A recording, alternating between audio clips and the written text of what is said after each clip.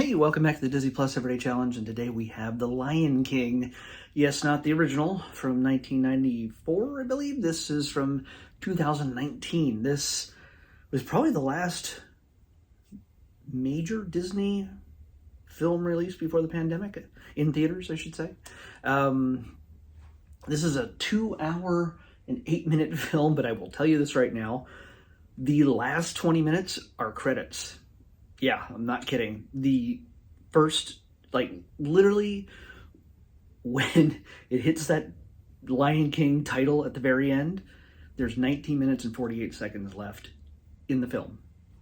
But it's all credits. There's no after scene, there's no mid-credit scene, there's nothing, or Tony Stark, and Nick Fury show up, nothing. No, it's literally 20 minutes worth of credits, and the first 10 minutes, more than 10 minutes of it, is the regular credits. Then there's another 10 minutes of foreign credits.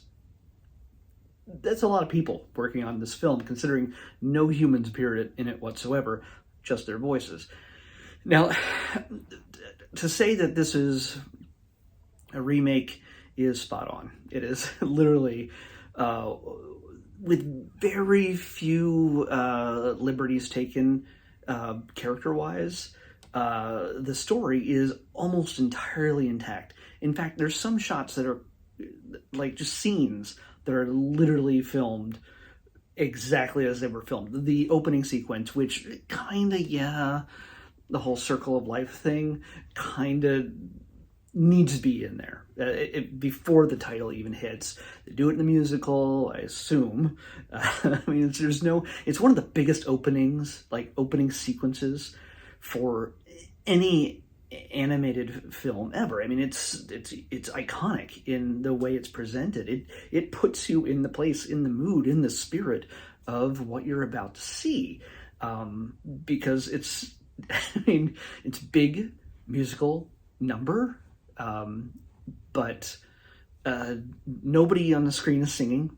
It's just animals gathering and the ritual, basically, of presenting son, Simba. So it's a humongous thing, and I have to admit, I never saw this version before. Sorry, Jon Favreau and everybody who made it, the millions of people who apparently made this, who are in the credits. But it's if you like the original, I can't imagine why you would not like this one, unless you're just particular about voices. Yes, it's a different cast. Everybody is different, except for Mufasa. Yes, James Earl Jones returns as Mufasa, and who else than the best dad in film to play that role? The only reason why James Earl Jones wouldn't have been chosen to do this would be if he was unable to voice-wise, or he was dead, and that is not the case in either way. He is Mufasa, and it's very difficult. I'm sure he doesn't appear in the Broadway musical, but if they could have got him, I think they would have. So yeah, doing 2 shows a day. No, yeah, it's Mufasa. The best dad, and like I said, the best dad in cinema. Darth Vader, Mufasa, Eddie Murphy's dad in Coming to America. All those. So, but replacing everybody else is a daunting task, because a lot of those voices are pretty iconic themselves, but none as iconic, again, as James Earl Jones. So we get a young Simba, played by, where's his name? Come on. I scrolled too far when I started here. J.D. McCrary. He's a small kid voice, adorable. The big thing, obviously, the big thing with this, beyond the voices, is the animation. Yeah, it's not cartoon animation, 2D animation. It's 3D. The animals are all meant to look real, and they really, really do. Jon Favreau had also done, beyond Iron Man 1 and 2 and Mandalorian and everything else, he had done Jungle Book. So he was very already familiar with sort of directing a film that involved a lot of animated, realistic animals, but with a human here or there.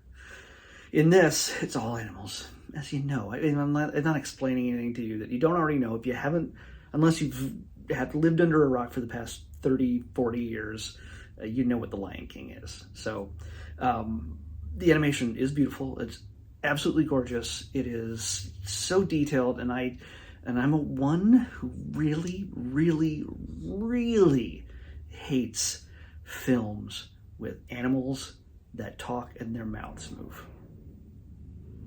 You know, the one with the dogs and the cat that ran away, homeward bound, they talk. They don't move their mouth. Budget-wise, it was just technology-wise, it wasn't really feasible in a way, I don't think. And maybe they thought about it, they're like, but, you know, we're not going to blow that money. We'll just have Michael J. Fox sit in a booth and just talk. We're not going to bother animating it. In this, just like so many other things in the digital filmmaking age, everybody feels they need to make the mouths move. And usually it's very, very cheaply done. Beverly Hills Chihuahua. It's very cheaply done. In this case, is not. I did not mind. It did not turn me off completely. One, mainly because I appreciate the cast and the director, and I knew the story. I love the story. So it's not like it's a complicated story. It's not like it's it's Shakespeare in a sense, but it's still it's very Shakespearean, but with plotting murder and family and everything, all that stuff. But yeah, it's if you can get by the talking, mouth-moving animals, which in this case it's so well done. Yes, there are human characteristics that are added to the faces of the creatures in a subtle way that makes us bridge that gap and appreciate them as sentient creatures. But for the most part, you believe that's the way a lion moves around, or a warthog, or just hyenas and everything else. In fact, they do spend a lot of time, even when the animals are not even speaking, you can tell like how Simba is distressed or excited or sad by just how he's breathing. Just watch some of the sequences where he's not even speaking and you just see his chest moving up and down.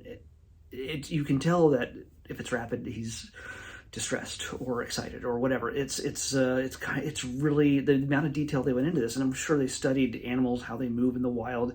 I've watched enough documentaries on Disney Plus to know enough about lions, to see lions, how they move around, how they interact with each other and with their prey and with other creatures, that you get an idea of their power and how they feel, how they interact with family as compared to rivals. So it was just really well done. I think the research they put into this was really well handled. Now back to the voices.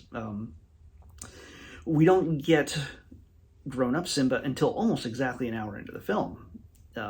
So technically, when you take that 20 minutes off at the end, the grown-up Simba and Nala, which I don't know how lions age. I don't know, maybe this is years, maybe it's months. I don't know. It's a long time in their words, but that means that less than half the film is Simba portrayed by Donald Glover.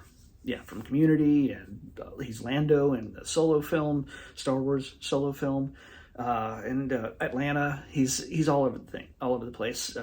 But here he is grown up Simba, hanging out with Timon and Pumbaa, played by Billy Eichner and Seth Rogen. So, yeah, so it's voices for a modern era. Billy Eichner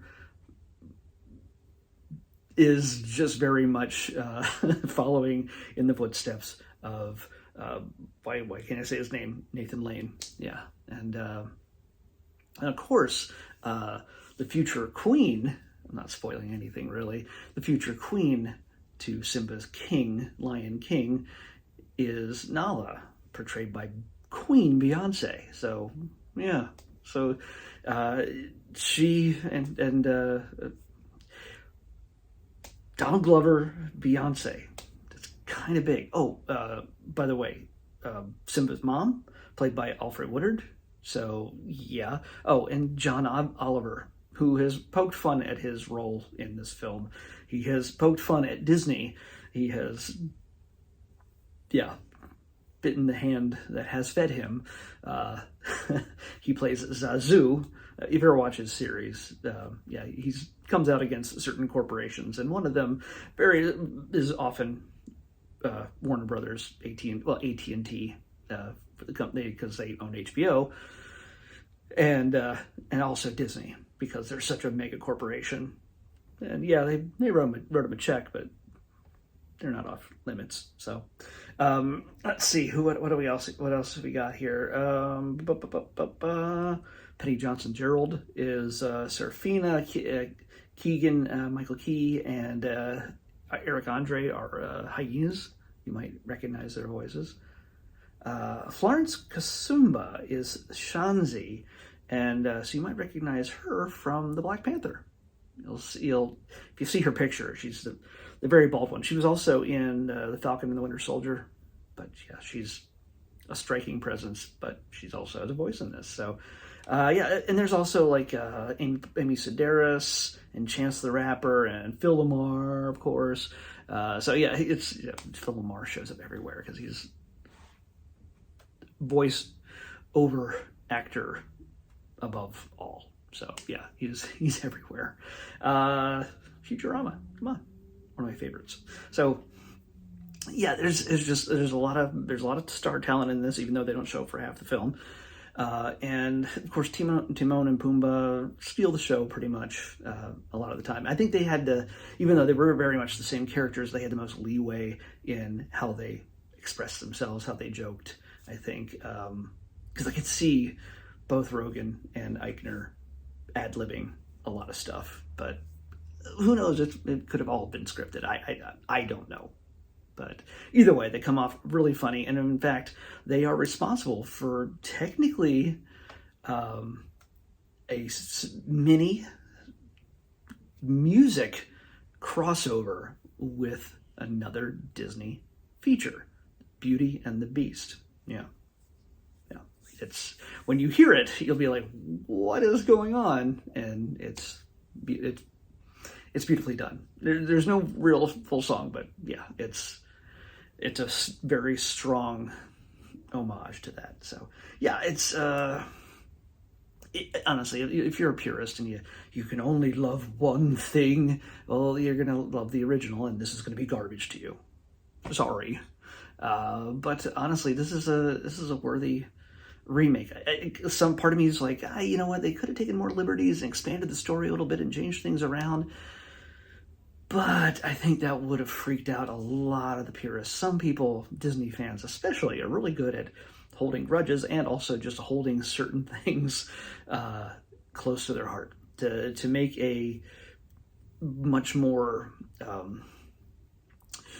don't know, make the story too much off the rails of the original would kind of tick them off, I think. Oh, I gotta mention, I'm gonna say his name wrong. Get back here.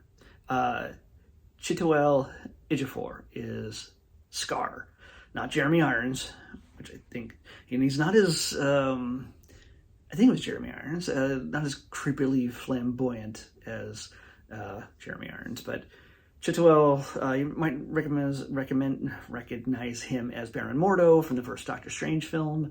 He was the assassin in Serenity. He's been in a ton of other things that I am really diminishing his list of things, but I'm using the nerdy references because that's what I am.